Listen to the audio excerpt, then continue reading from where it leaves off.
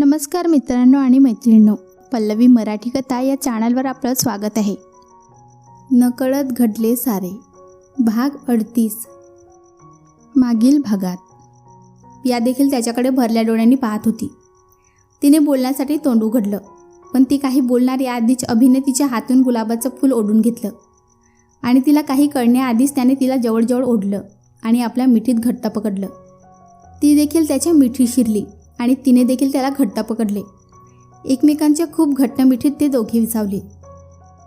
आता पुढे दोघेही शांतपणे एकमेकांच्या मिठीत अश्रूंच्या रूपात आपले प्रेम व्यक्त करत होते आणि काही वेळाने अभिने तिला आपल्या मिठीतून बाहेर काढलं आणि तिला घेऊन उभा राहिला.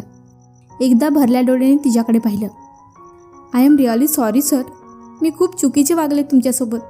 तुमच्या भावनांचा विचार न करता फक्त तुम्हाला दुखावले.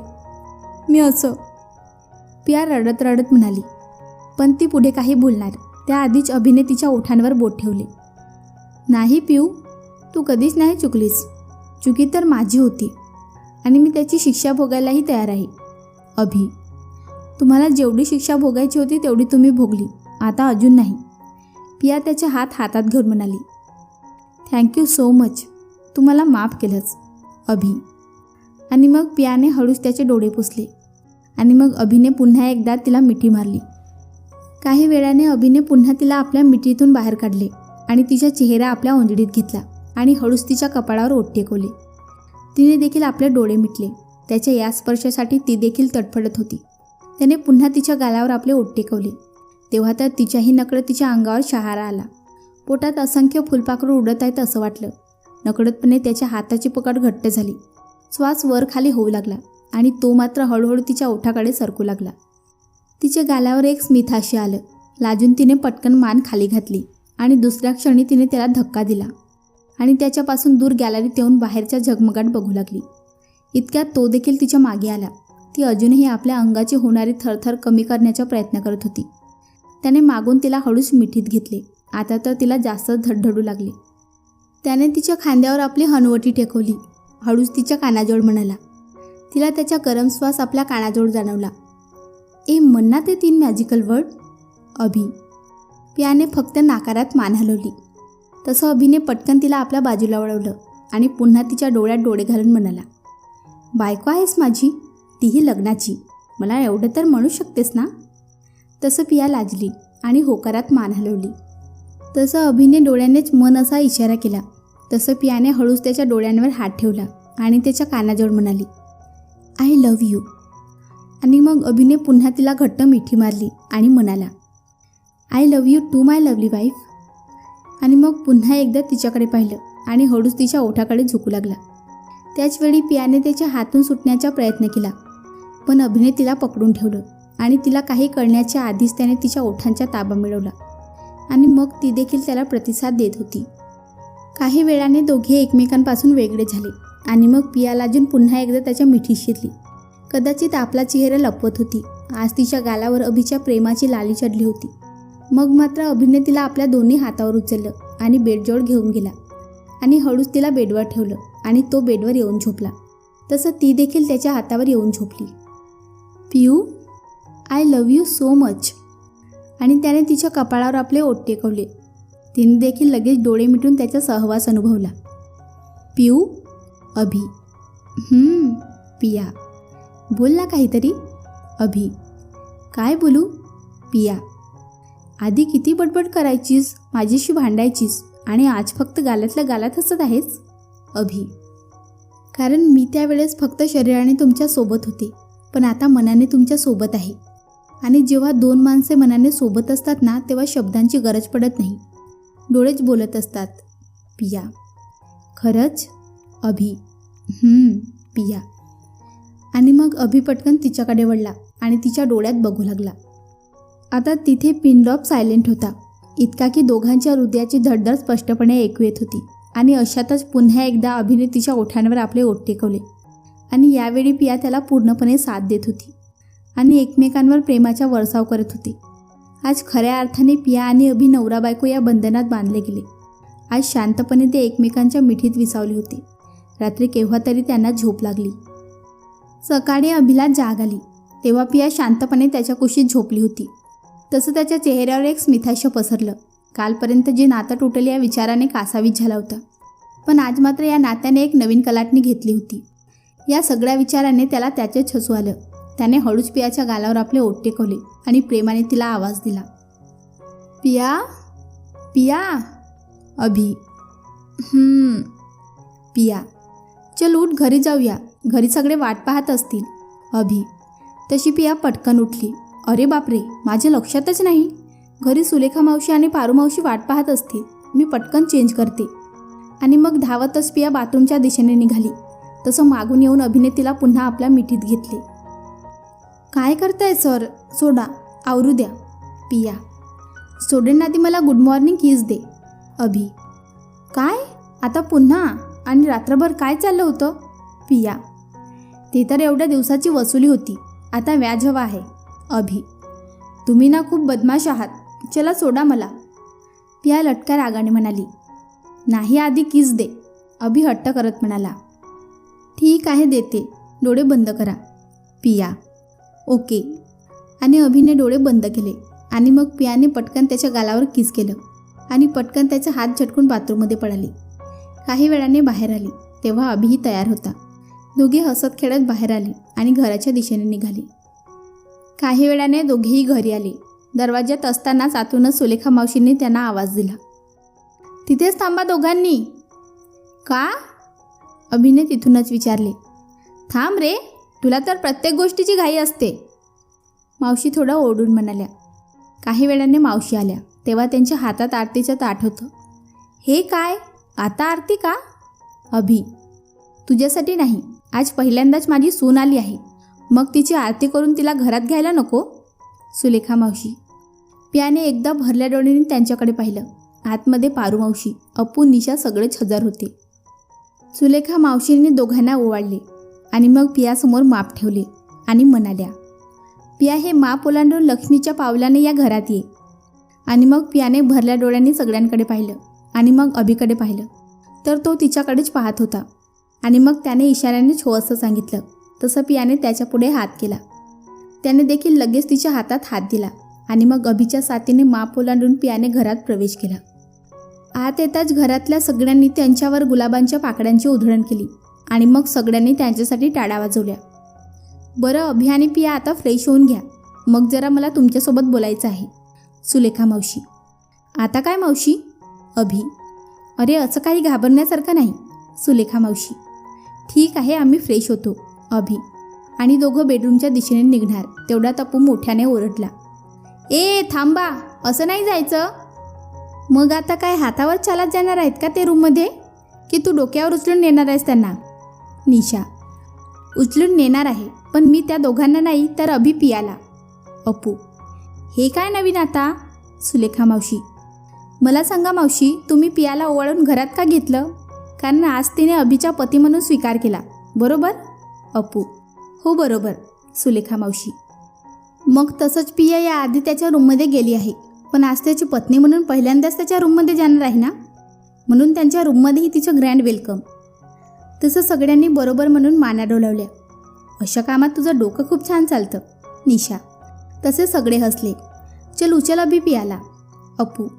आणि मग अभिने अलगद पियाला दोन्ही हातावर उचलून घेतलं आणि बेडरूमकडे निघाला.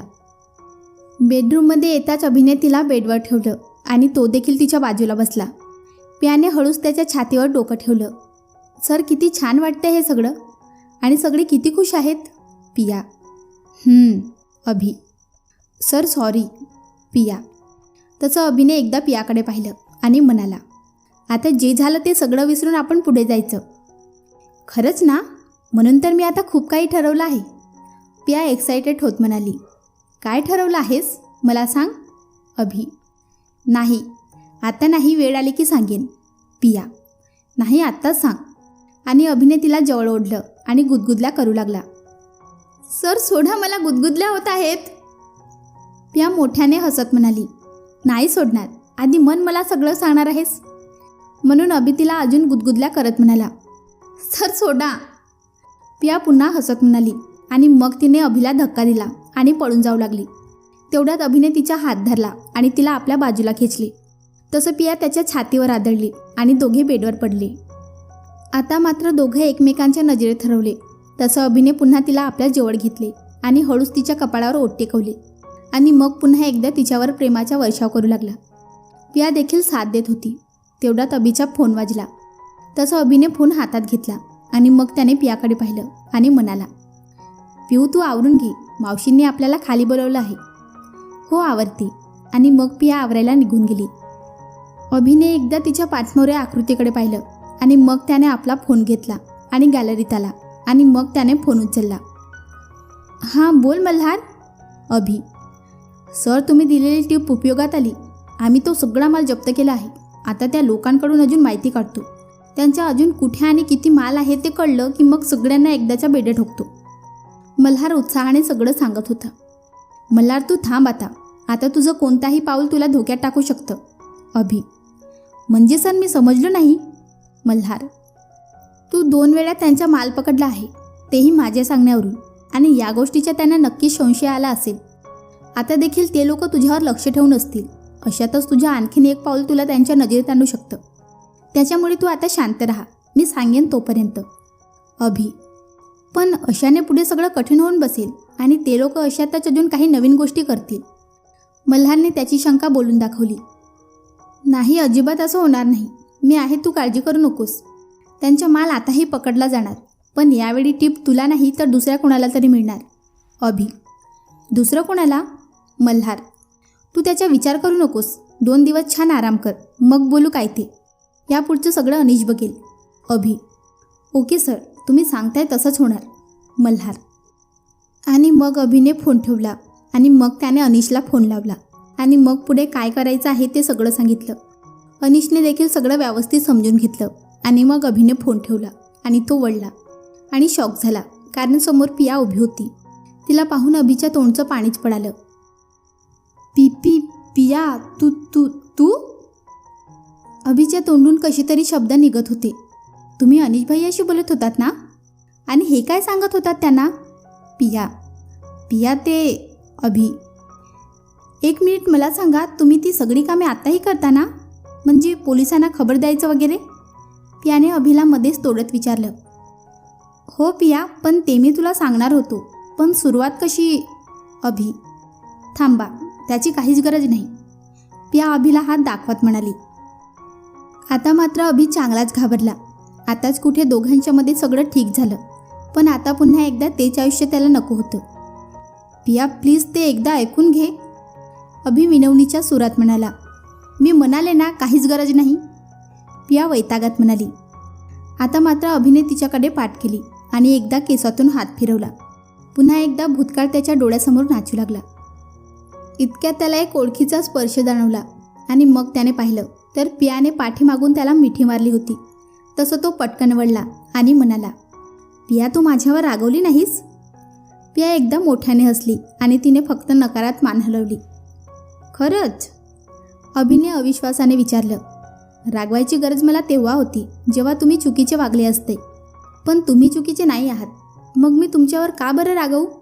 पिया, आणि मी चुकीचं नाही हे तुला कसं माहीत? अभिने पियाचा गाल ओढत विचारलं. ते मला.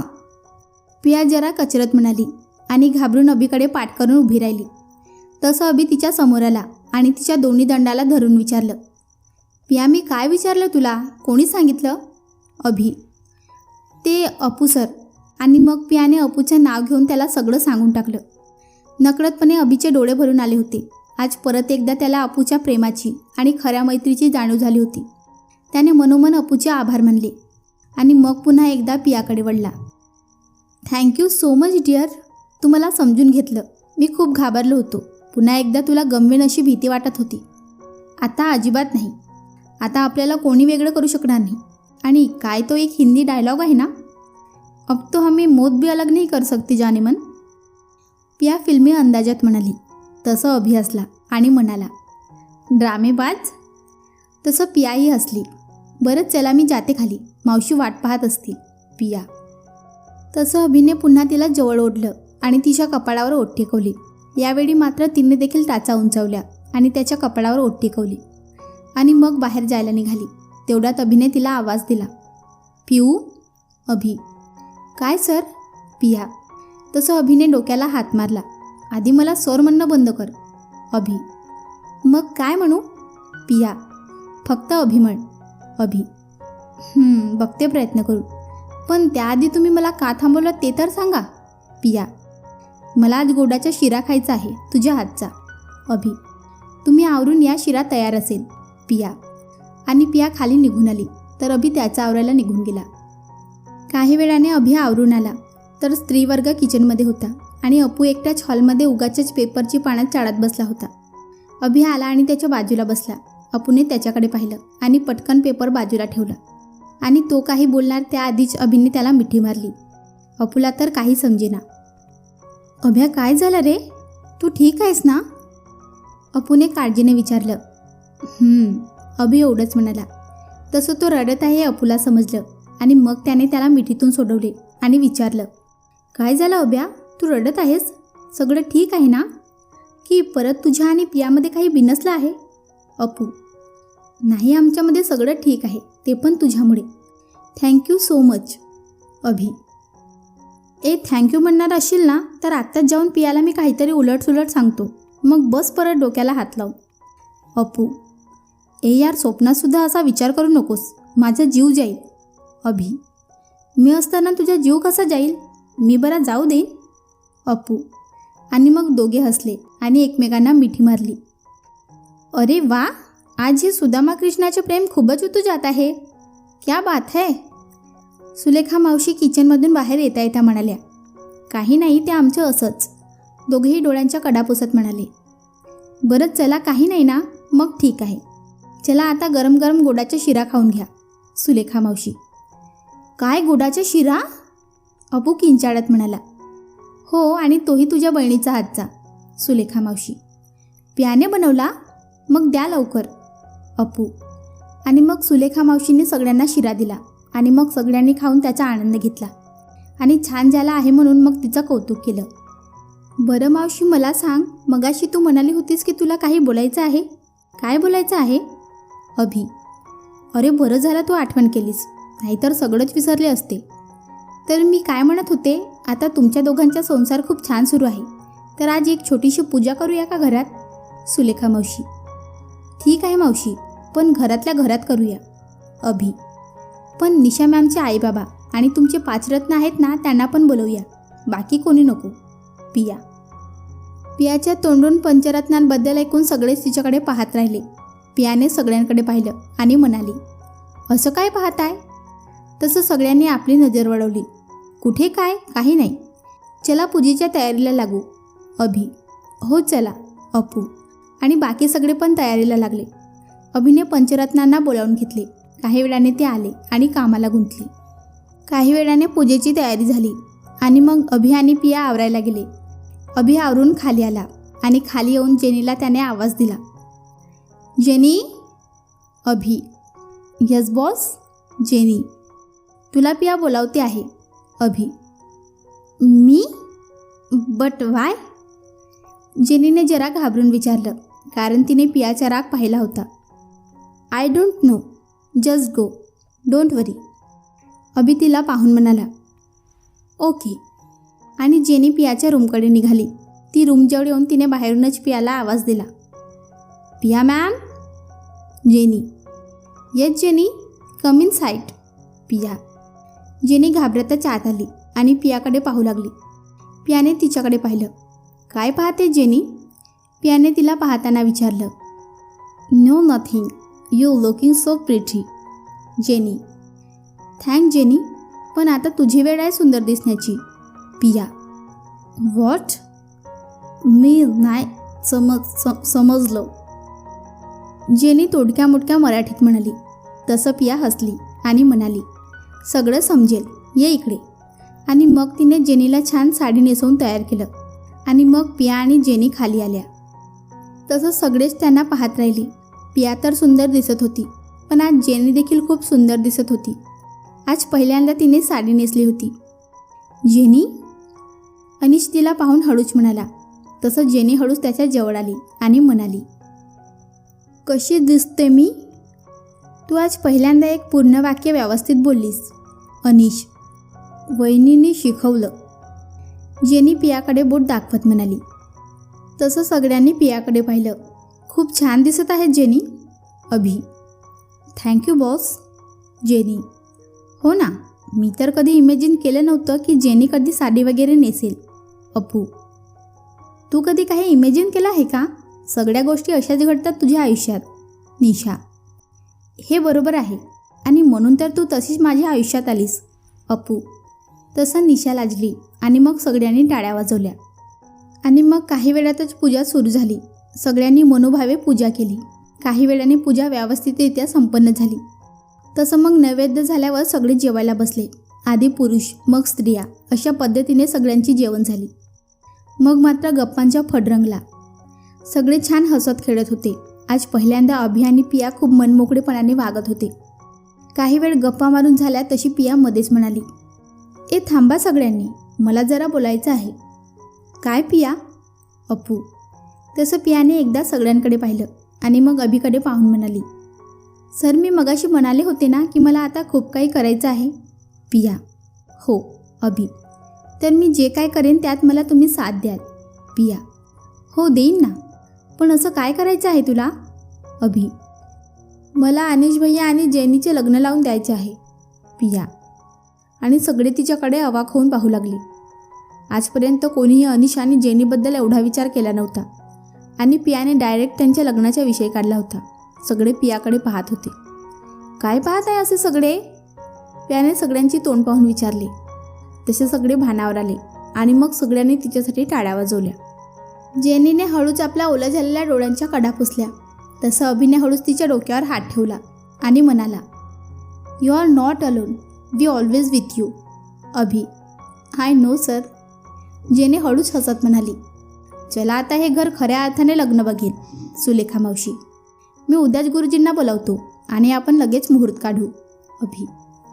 काय लगेच? अरे आम्हाला तयारीला तर वेळ दे. निशा. तयारी म्हणजे काय? शॉपिंग, मेकअप आणि काय? अपू मध्येच बोलला.